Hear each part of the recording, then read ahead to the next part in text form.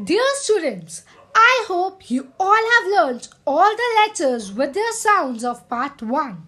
So let's continue with further letters and their sounds in this part 2.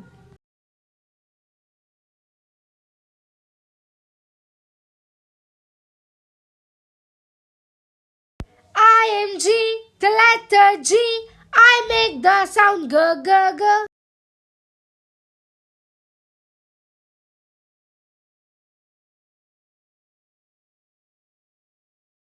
I am H, the letter H. I make the sound H.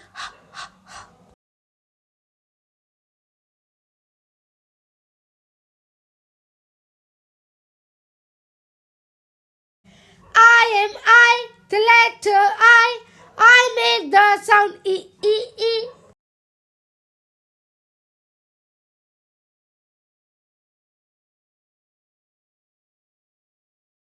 I am J, the letter J. I make the sound J J J.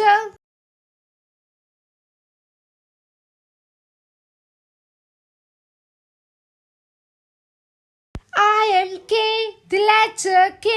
I make the sound K K K.